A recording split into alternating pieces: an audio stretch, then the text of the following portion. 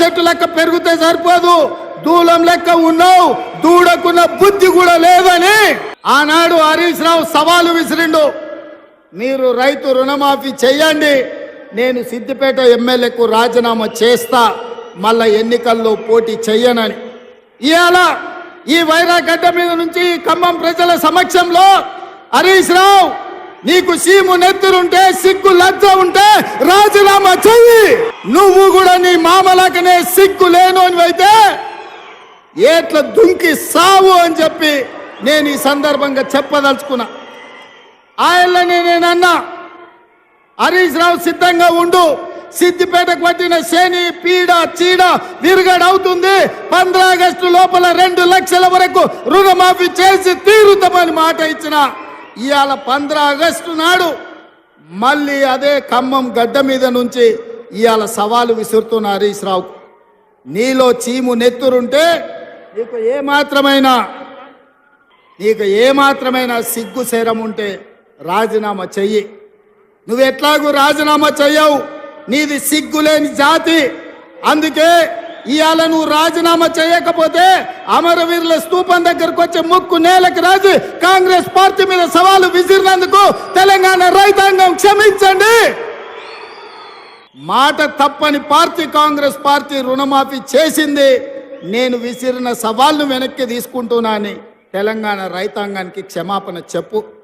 ఒక్కసారి టీవీ ముందు కూర్చొని చూస్తూ ఉంటే ఈ రాష్ట్రానికి, ఈ రాష్ట్ర ప్రజలకు ప్రతినిధిగా ఉన్న గౌరవ ముఖ్యమంత్రి గారు మాట్లాడిన మాటలు చూస్తూ ఉంటే అంటే అందరు కూడా తలంచుకునేటట్టు ఈరోజు చూసిన సందర్భం చూస్తున్నాం. ఒకటి నాకు ఏమర్థమైందంటే, ఈరోజు ముఖ్యమంత్రి గారు మాటలు విన్న తర్వాత సీతారామ ప్రాజెక్ట్ క్రెడిట్ ఎవరిదంటే ఎవరైనా పోటీ పడడానికి వాళ్ళ మంత్రులు ఏ విధంగా కొబ్బరికాయలు కొట్టిండ్రు పోయింది అనేది రాజశేఖర రెడ్డి గారు చెప్పున్నారు. నిజంగానే సీతారామ ప్రాజెక్ట్ని 8 నెలల్లో పూర్తి చేయగల సత్తా ఈ ప్రభుత్వానికి ఉంటే పాలమూరు రంగారెడ్డిని ఎందుకు గాలి కొదిలేసిన ముఖ్యమంత్రి గారు అని అడుగుతా ఉన్నాను. హరీష్ రావు గారు వచ్చి ఏదో అమరవీరుల స్తూపం దగ్గర ముక్కు నేలకు రాయాలని మాట్లాడి ఉన్నారు. నేను అడుగుతా ఉన్నాను నేరుగా గౌరవ ముఖ్యమంత్రి గారికి, రాజశేఖర రెడ్డి గారు చెప్పినట్టు 47 లక్షల మంది రైతులకు రుణమాఫీ కావాలి కదా, మీరు ఇచ్చిన డబ్బులలో, మీరు ఇచ్చిన లెక్కలలో, మీరు చూపించిన లెక్కలో చూస్తేనే ఈరోజు 22 లక్షల మందికి రుణమాఫీ అయినట్టు స్పష్టంగా కనిపిస్తూ ఉంది.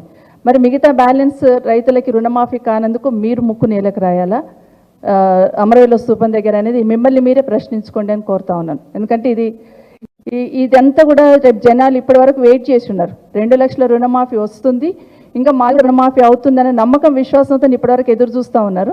రేపు ఒక్కసారి మాది రుణమాఫీ కాలేదంటే రైతులందరూ రోడ్డు మీదకి ఎక్కడొస్తారో అనే ఆలోచనతో ఇష్యూ డైవర్షన్ కోసం మీరు ఈరోజు హరీష్ రావు గారి గురించి మాట్లాడారు అనేది అర్థమవుతుంది. మీరు ఎన్ని రకాలుగా మమ్మల్ని కార్నర్ చేస్తున్నా, ఎన్ని రకాలుగా బీఆర్ఎస్ పార్టీకి సంబంధించిన ఎమ్మెల్యేలను కానీ గౌరవ కేసీఆర్ కానీ ఎన్ని కామెంట్స్ చేసినా కూడా ప్రజల పక్షాన ప్రశ్నిస్తూనే ఉంటాం. మీరు ఇచ్చిన హామీల గురించి నిలదీస్తూనే ఉంటాం. మీరు ఎన్ని మాటలు మాట్లాడినా, ఎంత దిగజారి మాట్లాడినా, ఎంత వేలైతే చూపించే ప్రయత్నం చేస్తున్నా ఖచ్చితంగా మాట్లాడుతూనే ఉంటాం, ప్రశ్నిస్తూనే ఉంటాం. తప్పించడానికి అవకాశం లేకుండా ప్రజల పక్షాన్ని నిలబడుతుంది బీఆర్ఎస్ పార్టీ. ఎందుకంటే మీరు అన్నట్టు హరీష్ రావు గారు ఒక మాట పదే చెప్తున్నారు, రుణమాఫీతో పాటు 6 గ్యారెంటీలు 13 హామీలు మీరు ముందు అవి నెరవేర్చండి. 420 తర్వాత సంగతి.